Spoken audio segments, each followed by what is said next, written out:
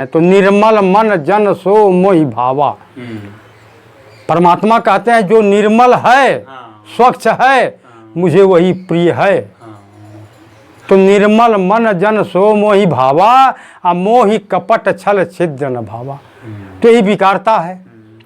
तो प्रेम में पहले अपने अंदर की विकारता को अलग करना, मन की मैल को साफ करना। जब हम साफ हो जाएंगे तो हृदय अपने मन अपने आप जो है उसमें जिज्ञासा उठेगी, अरे हम समुद्र से क्यों नहीं मिल जाते। हमारे अंदर उतना वेग हो जाएगा, जिज्ञासा हो जाएगी। तो समुद्र कौन है? परमात्मा समुद्र है। भगवान क्या कहते हैं, जहाँ भक्त मेरो पग धरे वहाँ धरूं मैं हाथ, और पाछे पाछे मैं चलूँ कभी न छोड़ूं साथ। क्यों कि जब भी उसके पाँव में कांटे गड़ेंगे, कंकड़ गड़ेगा, तो क्या आएगा, हे प्रभु। तो प्रभु क्या कहते हैं, हमें जाना पड़ेगा और उसके कष्ट को हरना पड़ेगा। नमस्कार दोस्तों, एक बार फिर से मैं अपने इस आध्यात्मिक कार्यक्रम में, आध्यात्मिक चर्चा में अपने उन सभी दर्शकों का बहुत बहुत हार्दिक स्वागत करता हूं जो हमारे इस आध्यात्मिक कार्यक्रम के माध्यम से अपने जीवन को न सिर्फ संपूर्णता के साथ जानना ही चाहते हैं, बल्कि अपने जीवन को वह संपूर्णता के साथ जीना भी चाहते हैं। दोस्तों, आज का जो हमारा कार्यक्रम होने वाला है वो बहुत महत्वपूर्ण होने वाला है। महत्वपूर्ण इस रूप में होने वाला है कि आज हम इस कार्यक्रम के माध्यम से, पंडित जी के माध्यम से, परमात्मा को पाने के जो उपाय हो सकते हैं, परमात्मा तक पहुंचने के जितने भी रास्ते हो सकते हैं, आज हम उन रास्तों के बारे में चर्चा करेंगे, परिचर्चा करेंगे। इस लिहाज से आज की जो चर्चा है वो बहुत ही महत्वपूर्ण होने वाली है। तो चलिए दोस्तों, आज की चर्चा को हम आगे बढ़ाते हैं।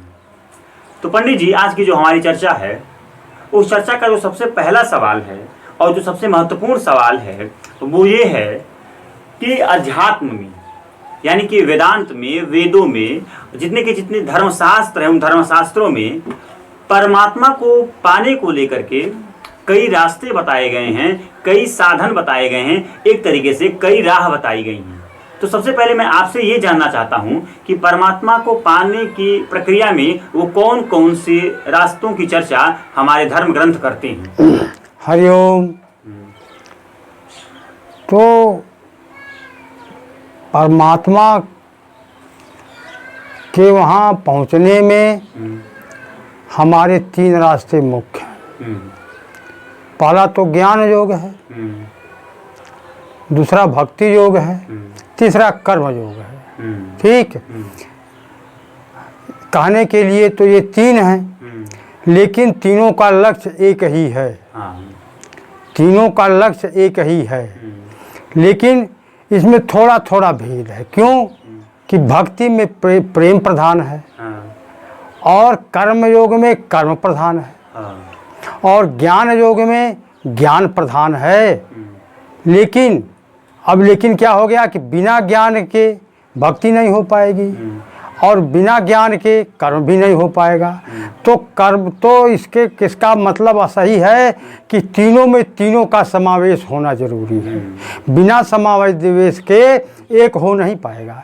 अगर ज्ञान नहीं है तो हम भक्ति कैसे करेंगे, किसकी करेंगे? 33 करोड़ देवता हैं। अब 33 करोड़ देवता में हम किसको महान माने, किसको छोटा माने, किसको क्या माने? तो ज्ञान द्वारा ही समझ सकते हैं कि वास्तविक परमात्मा क्या है, कौन है, किसको हम माने। अब आ गई भक्ति योग। तो भक्ति में क्या है प्रधान? प्रेम प्रधान होता है। ठीक, तो प्रेम हम कैसे करें और किससे प्रेम करें, इसको जानना बहुत जरूरी है। और वो जानकारी, वो ज्ञान आपको बिना आत्मज्ञान के नहीं हो सकता। तो बिना ज्ञान के उसको हमें जानकारी नहीं होगी कि बिना आत्मज्ञान की कि भक्त कौन है और भगवान कौन है, इन दोनों के बीच का जो मूल फर्क है उसको बताता है। भक्त और भगवान कौन है और दोनों का मेल कैसे होगा। हमें जब रास्ता नहीं मालूम होगी तो हम मंजिल तक कैसे पहुंचेंगे? तो ज्ञान जो है हमें मंजिल बताता है। ज्ञान हमको मंजिल बताता है, हम उस मंजिल से वहाँ पहुँचते हैं। अब आई कर्म की बात। तो कर्म हम तभी कर पाएंगे जब हमारे अंदर ज्ञान होगा। हमें कैसे पता कि ये कर्म हम कर रहे हैं, ये कर्म हमें सत्य की तरफ ले जा रहा है या असत्य की तरफ ले रहा है। तो ज्ञान ऐसा है जो हमें उसको अलग अलग करके दिखाता है कि तुम अज्ञान की तरफ जा रहे हो और ज्ञान की तरफ जा रहे हो। अगर ज्ञान की तरफ जा रहे हो तो सत्य की तरफ जा रहे हो, रास्ता सही है।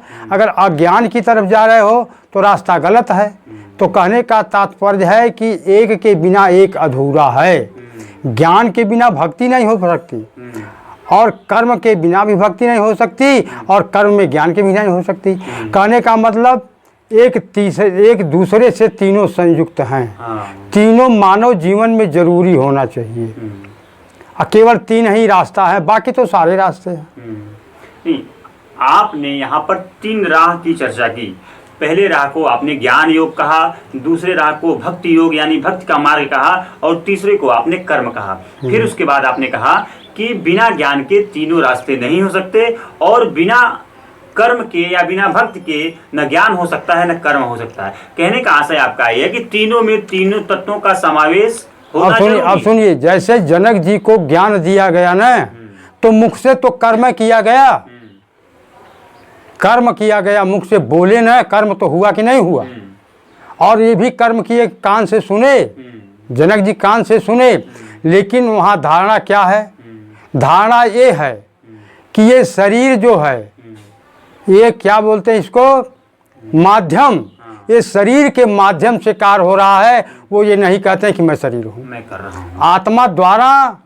आत्मा द्वारा ये शरीर बोल रही है, माध्यम शरीर बन गई। तो इसमें दोनों हो गया, कर्म भी हो गया और ज्ञान भी हो गया। और फिर वो कहते हैं समर्पण, यानी जो ज्ञान आपने जान लिया उसके प्रति समर्पण भी होना चाहिए। हाँ, यानी प्रेम यानी भावना होनी चाहिए। तो कहने का तात्पर्य है कि हर तीनों में तीनों का समावेश जरूरी है। ज्ञान में भी तो आखिर बोले ना है, महर्षि जी बोले कि नहीं बोले, तो कर्म हो गया। और दूसरी बात है, सिर्फ ज्ञान तक ही बात सीमित नहीं है।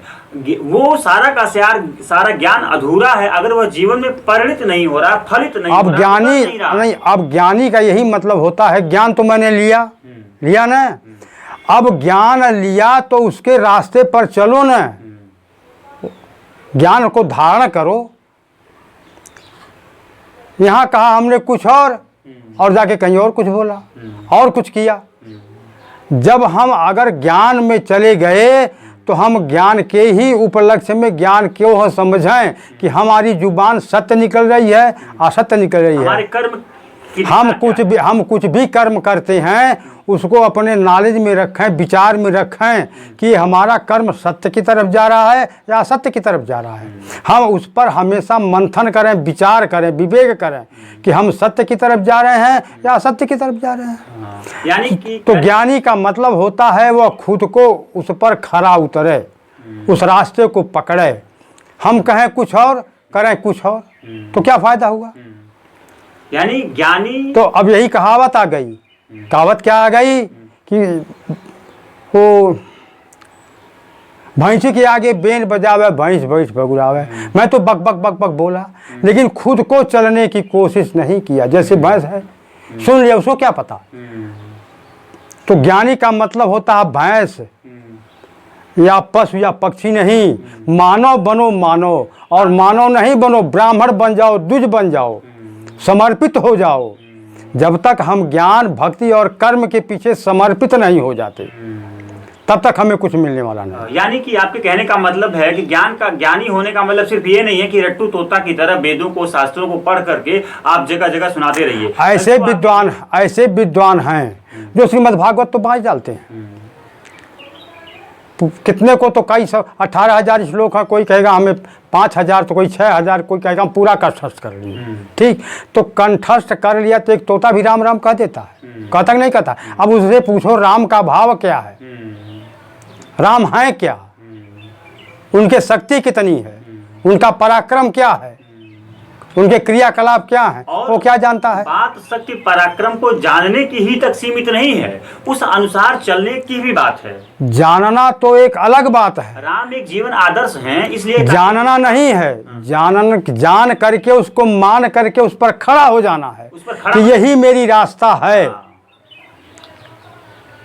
जानने को तो बहुत लोग जाते हैं भाई, कहते हैं कि कितने हैं, हजारों श्लोक याद हैं, करोड़ों श्लोक याद हैं, लेकिन अब पूछ दिया जाए तो परेशान हो जाएंगे। नहीं, वो उनको याद भी है, याद करने की बात नहीं है। बात यह है कि जो चीजें आप जानते हैं क्या वास्तव में उसको अपने जीवन में उतारते भी हैं? देखिए लिखा है, को सुनाते हैं, लिखा है कि चित्र पटल जब तक साफ नहीं होगा तब तक उस पर कुछ लिखा जाएगा नहीं। तो हमारा चित्रपट तो साफ नहीं है, सारी विकार की बात लिखी हुई है, भौतिक बात लिख दी गई है, वो तो गंदा है। तो ज्ञान से जब उसको साफ कर दोगे ना तब तो उस पर लिखा जाएगा, कर्म होगा। तो ज्ञान जब होगा तो उस पर कर्म होगा, उस चित्रपटल पर हम लिखेंगे। ज्ञान को भी अंततः कर्म में ही फलित होना है, तब्दील होना है, परिणित होना है। अगर हम ज्ञान में प्रवेश कर गए, ज्ञान हमको हो गया, ठीक, तो ज्ञान के अनुसार जब हम कर्म नहीं करेंगे, उल्टा करेंगे, तो हम विफल हो गए, भटक गए। उसी बात को हम आगे बढ़ाना चाहते हैं दूसरे प्रश्न के माध्यम से।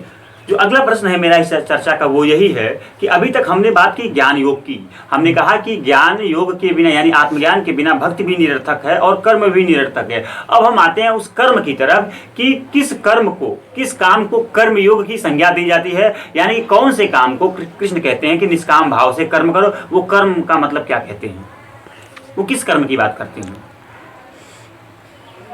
कर्म का मतलब ये होता है जो हाथ से किया जाता वही कर्म होता है, शरीर द्वारा किया जाता वो कर्म होता है। लेकिन वो निष्काम कर्म का मतलब कि काम करने के पहले इतना समझना चाहिए ज्ञान द्वारा कि इस कर्म से कहीं हम असत्य की तरफ तो नहीं जा रहे हैं, विफल तो नहीं हो रहे हैं। कर्म तो करना है लेकिन ध्यान में रख करके कि ये कर्म जो है हमें कहीं असत्य की तरफ नहीं, हमें परमात्मा से अलग तो नहीं कर रहा है, बंधनों को कहीं और ज्यादा मजबूत तो नहीं कर रहा है। जब हमारा कर्म असत्य की तरफ गया तो हम तो अभी रस्सी से बांधे हैं तो सीकड़ से बांध दिए जाएंगे, लोहे से बांध दिए जाएंगे, तो फिर वो टूटेगा नहीं। अभी तो हल्का है, वो ज्ञान की अग्नि से जल सकता है, लेकिन जब सीकड़ बांध दी गई तो कैसे, तब जब ज्ञान चलेगा तो शरीर भी तो चलेगी, तो क्या हम बर्दाश्त कर पाएंगे? हल्का तो हम बर्दाश्त नहीं कर पाए, अब भारी हो गया।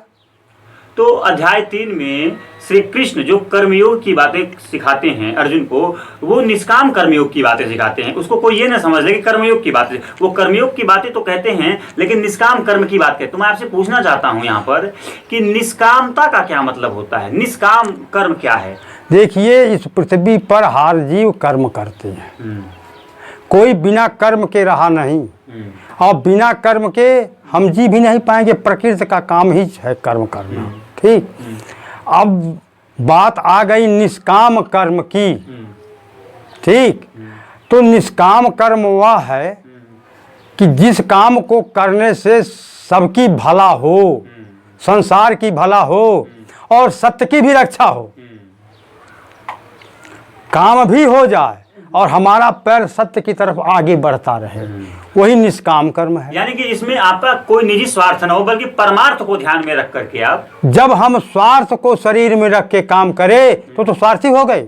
निष्काम का मतलब होता है कि सबका काम, सबकी भलाई, और उसके पीछे यह भी देखना सबकी भला तो हो रही है, कहीं हमारा पर डगमग खाई में तो नहीं जा रहा है, उसमें इसको भी ध्यान में रखना है। कहने का मतलब है कि सत्य को ध्यान में रख करके धारण करके जो काम किया जाएगा वही निष्काम है।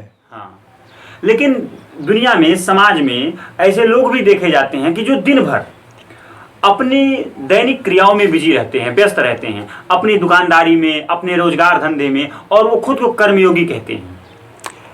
भाई सारे लोग तो स्वतंत्र हैं, सारे जीव स्वतंत्र हैं, तो भाई उनकी स्वतंत्रता को रोके कौन? अब अपने मुख से तुम कुछ भी कह दो, हम स्वतंत्र हैं, परतंत्र हैं, कुछ भी कहो, हम क्या रोक सकते हैं? लेकिन वास्तविक ये कर्मयोगी कहाँ है? ये तो कर्म करता कहाँ, फल की आकांक्षा लेकर के, सारे कर्म फल की आकांक्षा लेकर के करते हैं कि इतने काम में बेचा, इतना हमारा फायदा हो गया, तो कहाँ कर्मयोगी है? ये सिर्फ अपनी ये केवल अपनी आकांक्षाएं, अपनी शरीर की रक्षा, ये शरीर के बाहर नहीं गए, ये शरीर में ही तो रह गए।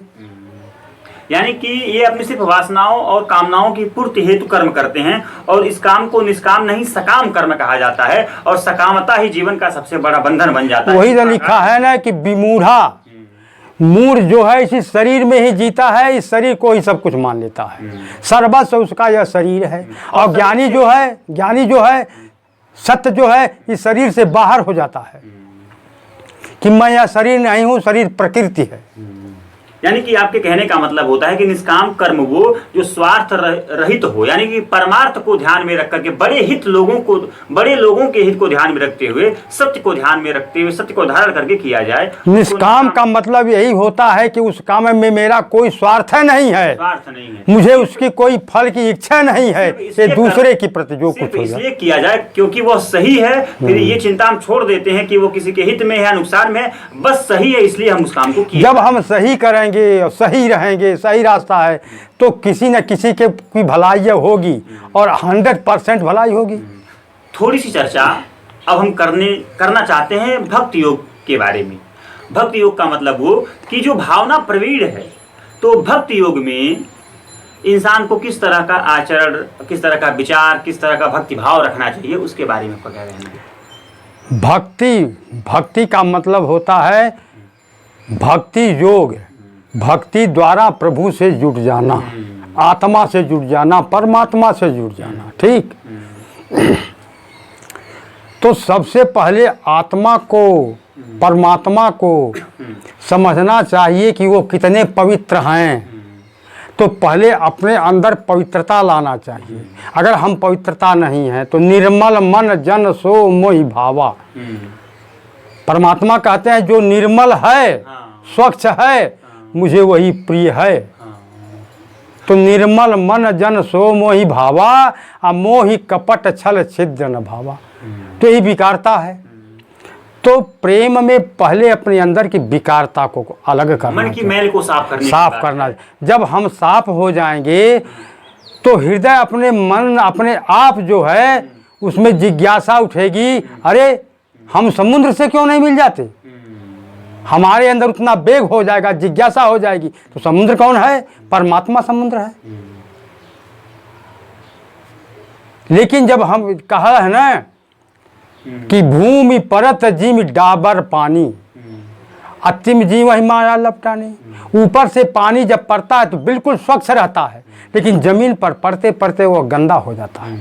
ठीक है तो स्वच्छ, लेकिन जमीन पर गंदा हो गया। हाँ, तो मानव जीवन जो ही जमीन पर आता है उसके अंदर गंदगी प्रविष्ट हो जाती है, छा लेती है। उस गंदगी को साफ करना पड़ेगा। इसी बात को कबीरदास भी कहते हैं कि कबीरा मन निर्मल भया, जैसे गंगा नीर, अब पाछे पाछे हरि फिरे कहत कबीर कबीर। अच्छा, क्यों नहीं कबीरदास जी पहले कह दिए होते ही बात को, क्यों नहीं किए? वो समझे कि अभी हमारा हृदय जो है निर्मल नहीं है। जब निर्मल हुआ तभी तो बोले। अच्छा, अब सोच लो, कहते हैं कबीरदास की पाछे पाछे हरि चलें। क्यों कह रहे हैं? इसलिए कह रहे हैं प्रभु कि ये भक्त हो गया, मेरे योग्य है। भक्त और भगवान एक ही हो गए एक तरीके से। मेरे योग्य है, ये मेरे पास आ जाओ, आ जाओ। तुम क्यों अब भग रहा है? प्रभु कहते हैं कि तुम अब क्यों भग रहा है? अब तो तुम मेरे समान हो गया, मेरा तेरा ही तो संबंध है, अमूल्य है। तो प्रभु पीछे पीछे दौड़ते हैं। तो फिर क्या लिख दिया गया? तो भगवान क्या कहते हैं? जहाँ भक्त मेरो पग धरे वहाँ धरूं मैं हाथ, और पाछे पाछे मैं चलूँ कभी न छोड़ूं साथ। क्यों? कि जब भी उसके पाँव में कांटे गड़ेंगे, कंकड़ गड़ेगा, तो क्या आएगा? हे प्रभु। तो प्रभु क्या कहते हैं? हमें जाना पड़ेगा और उसके कष्ट को हरना पड़ेगा। इसलिए वो क्या कहते हैं कि भक्त के पाँव के नीचे तलवार अपना हाथ रखने के लिए तैयार हैं। लेकिन भक्त कितना मूर्ख है। अब इतने दयालु कृपालु करुणाकर को हम ठुकरा देते हैं, पाँव में अनेक प्रकार के पहन लेते हैं, जूता चप्पल पटक। क्यों? हमें विश्वास नहीं, हम भूलैया में भूल गए। तो आज की जो हमारी चर्चा है, उस चर्चा में हमने परमात्मा को पाने के 3 रास्ते की चर्चा किया। उसमें ज्ञान योग, भक्ति योग और कर्म योग की बात की। कर्म योग, भक्ति योग और ज्ञान योग, इन शब्दों के माध्यम से जो योग है, वो योग ये बताता है कि हम वियोगी हैं, हमको जोड़ करके उस परमात्मा से जोड़ दे, ताकि हम वियोग से योग में पहुंच जाएं। और जो ज्ञान, जो कर्म और जो भक्ति हमारे भीतर की उस वियोगपन को जोड़कर हमें योग में ला दे, यानी योगी बना दे, यानी जोड़ दे परमात्मा से, उसे ज्ञान योग, कर्म योग और भक्ति के योग कहते हैं। उम्मीद करता हूँ आज के जो हमारे दर्शक होंगे इस वीडियो के माध्यम से सही तरीके से, वास्तविक तरीके से सत्य तक पहुंचने की जो राह है उसको न सिर्फ भली भांति समझ ही पाएंगे बल्कि इसको अपने जीवन में उतारने का भरसक प्रयास भी करेंगे। इसी उम्मीद के साथ आप सभी को एक बार फिर से बहुत बहुत धन्यवाद।